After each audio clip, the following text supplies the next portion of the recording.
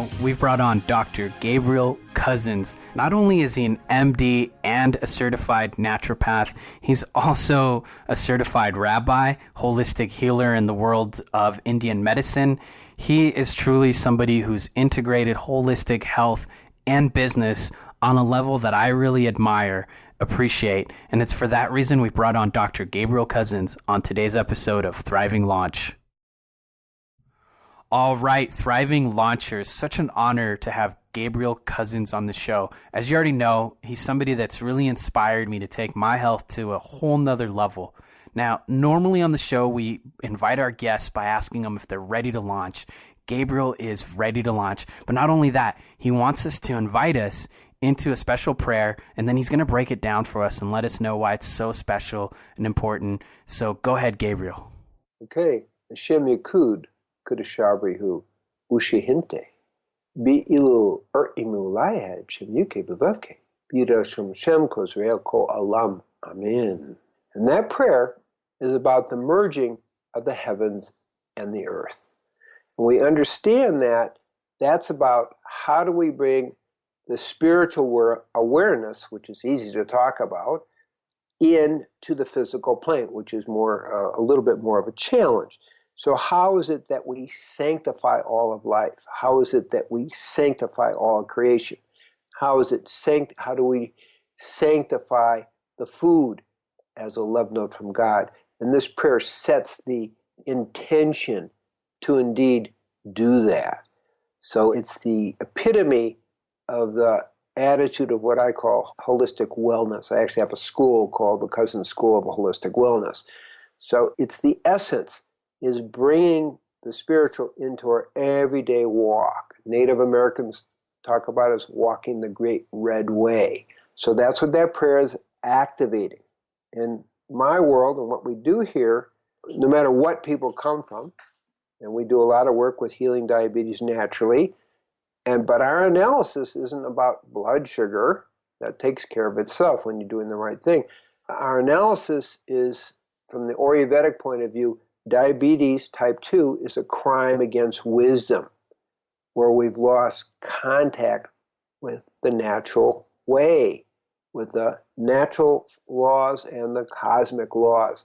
And our work is to help people come back in touch with that. And we have a very high success rate, without a doubt the highest in the world, where 61% of the people who come in who are non-insulin dependent heal of their diabetes in 3 weeks.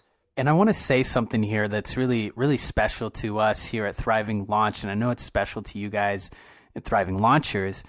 It's so special when we talk about a full integration. You know, Kamala and I used to do this show, and it was just about business, and we educated people on just how to do business stuff, and we were having success with that. We were enjoying it, but we didn't feel that the audience was getting a full, holistic, integrated, just deep dive into all of life. Because one of the things that I've noticed, and Kamala, you can talk about this too, is that when I used to just be focused in our business with money and I was trying to just grow financially, it was hard work.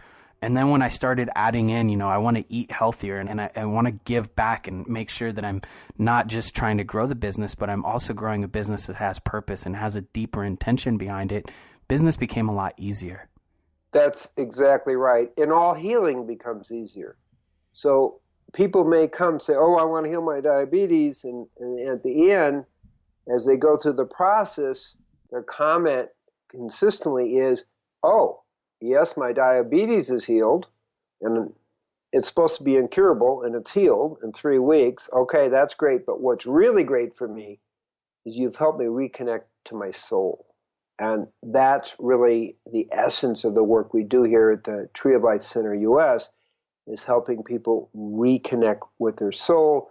And then that connection guides them away from what I call in Ayurvedic crimes against wisdom.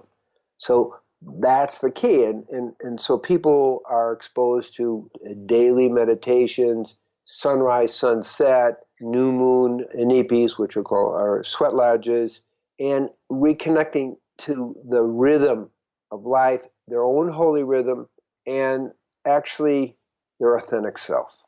I'd love to ask about incorporating some of these principles of connecting with our own authentic spiritual self and living in harmony, what are some ways that we can incorporate that into our daily lives?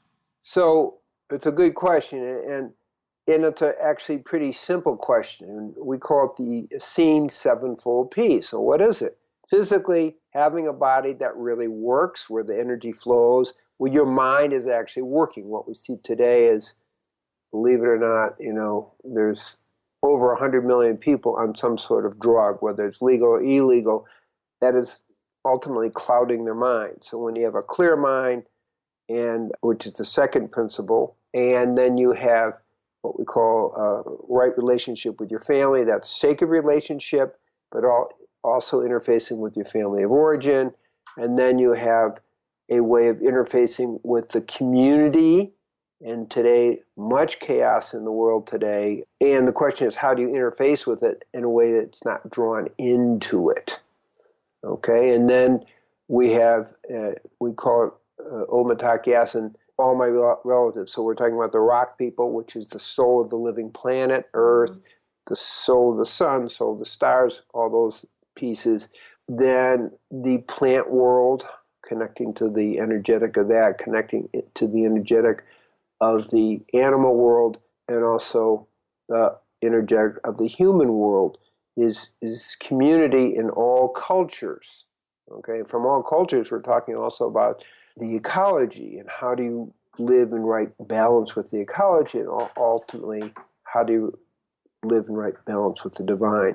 Take any of those away and the whole thing comes out of balance. So if we understand simple principle, opening prayer, that we're in a tantric relationship with all of creation, and all our interactions are about upgrading the spiritual awareness, the life force, the spirit in all that's going on, so that we're merging with it, in a sense, upgrading it, so all we're doing is consciousness. And the Native Americans call it walking the Great Red Way. Does that make sense?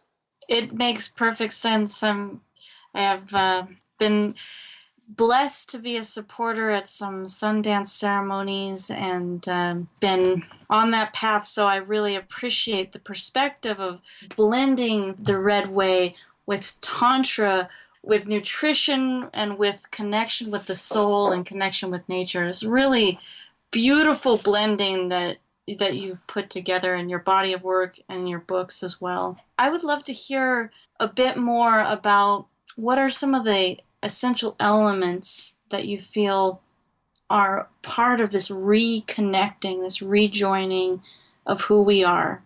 It's something that really begins to happen naturally when your focus is on the sevenfold peace, because it starts with practice.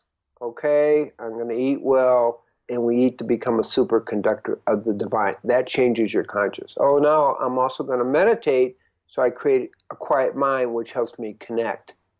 Now I'm focusing on bringing those two pieces into sacred relationships, so relationship becomes a way of enhancing the sacredness of all life, basically the tantric relationship where your heart is opening, you're creating a space for the other person, and everyone is being elevated spiritually through that relationship. So these are basic ways of life that naturally enhance it. I find that the meditation is, for many people, since people's lives are so noisy, that they need a quiet space to start to reconnect. And that's what we try to do here at the Tree of Life, is actually create a quiet space and create vitamin N, connecting with nature, so that they start to reconnect with who they are. Now, when that connection happens, then the ball of consciousness begins to expand and it really gets rolling.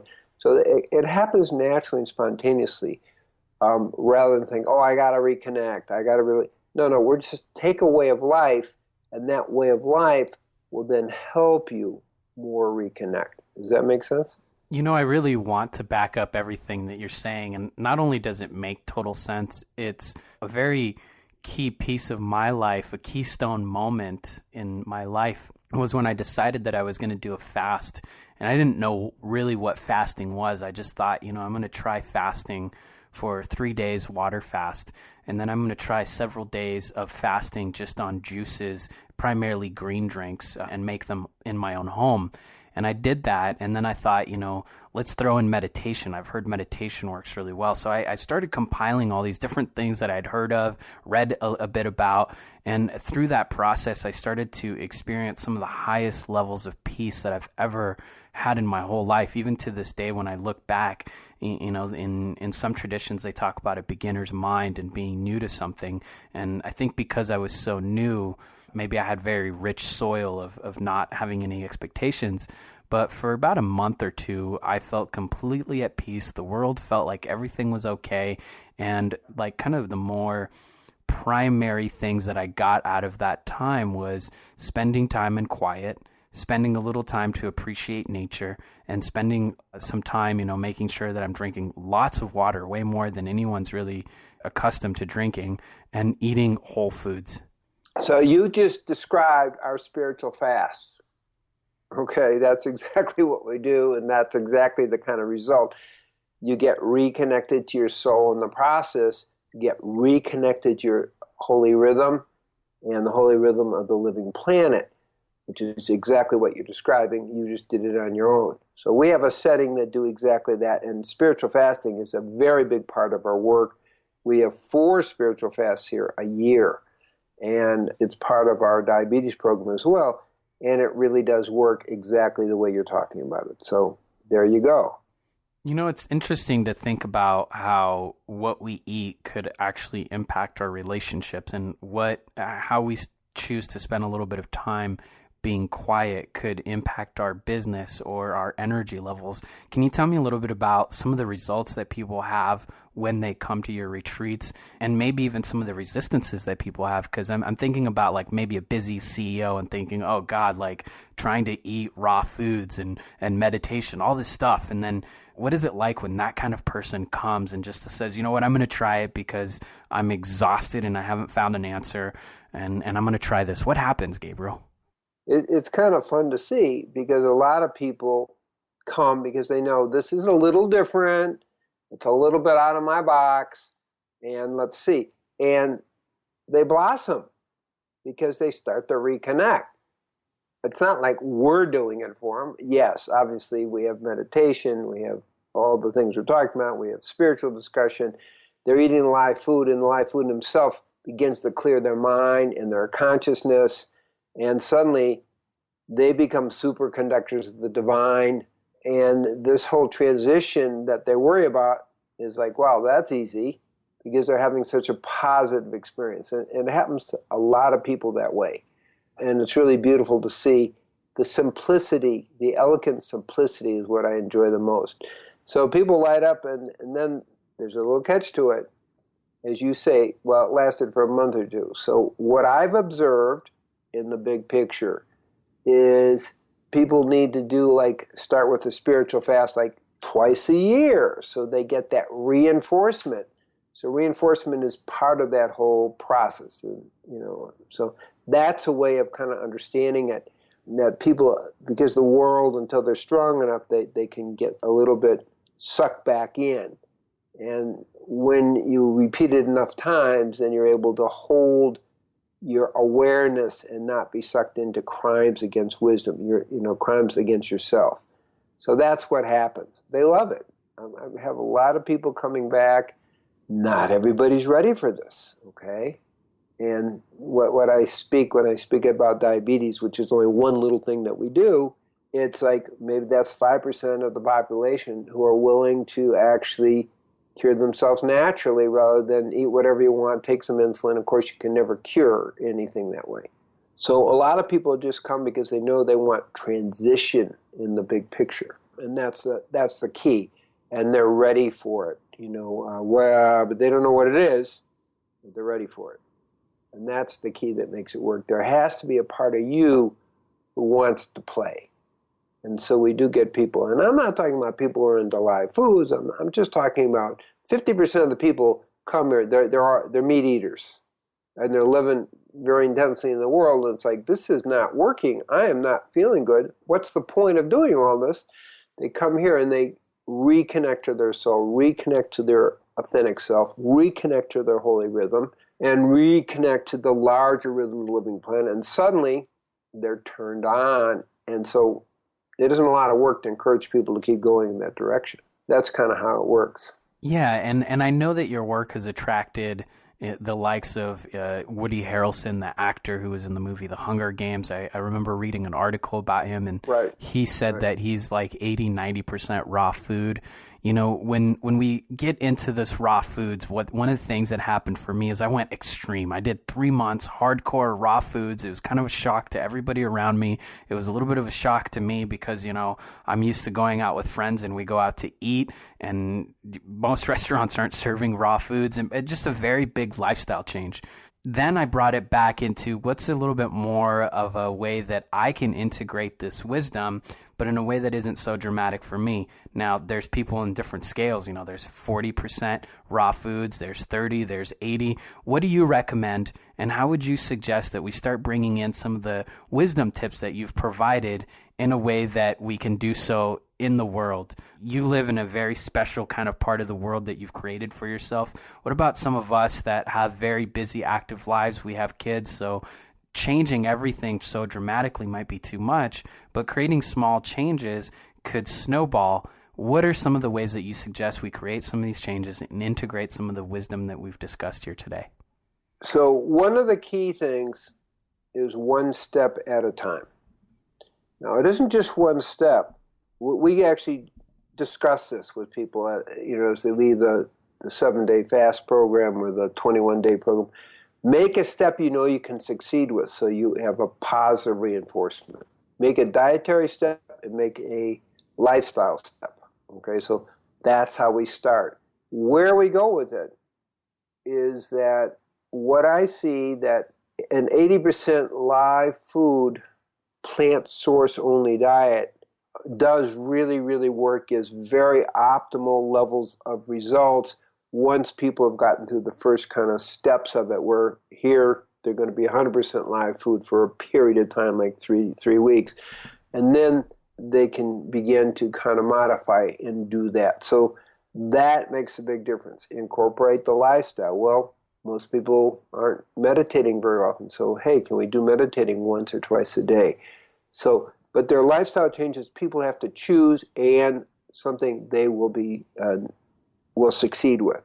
And then for one step, you go 2 steps and 3 steps, and it continues. There's a story of the man with a candle, and somebody sees him walking. It's a dark night. So, where are you going? I'm going to the mountain. Well, you can't see the mountain from here. Of course I can't see the mountain from here. I can see one step at a time.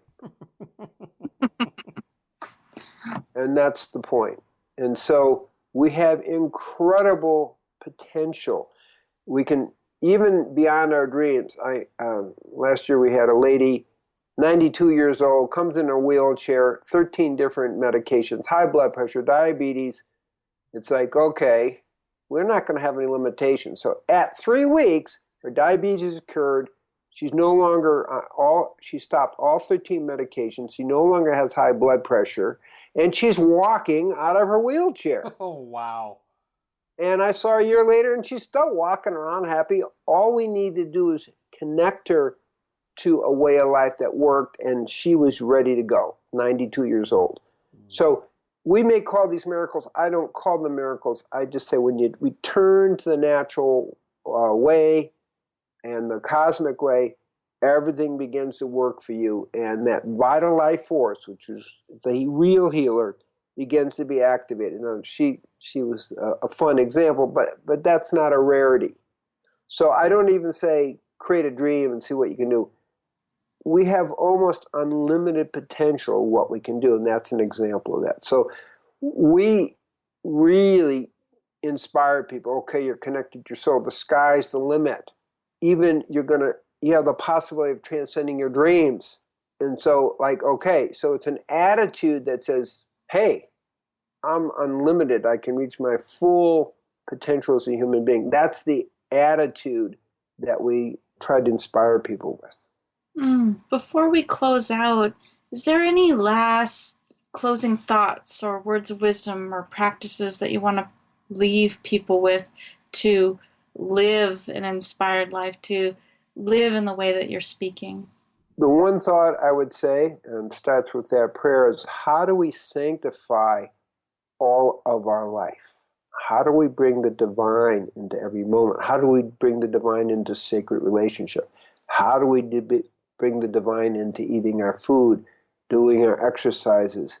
How do we bring the divine in every aspect of our walk through life? And just keeping that one thought in mind really begins to take you to where you need to go in a very, very practical way in the very busy outer world. And my granddaughters live in New York City. I love New York. I have no problem. I still keep the same thing going. Really doesn't matter. Okay, and that's my point. It isn't just that we're in a special location. It's a nice way to live. Okay, it's nice not to be in the city. Okay, that's good. But I take it wherever I go. It doesn't really matter anymore. Wherever that happens to be, that presence, that sanctification of all life, including my own, is the prime way of walking the walk. So beautiful. Thank you so much for being here on Thriving Launch. We're going to make sure that everybody has an opportunity to connect with you through this interview. Thank you so much for coming on. And Thriving Launchers, there's so much more to explore after listening to this interview. So may everyone be blessed that your hearts and minds become merged in that holy wisdom and you can walk this sacred walk and sanctify every aspect of your life. There we have it. Thank you so much for coming on.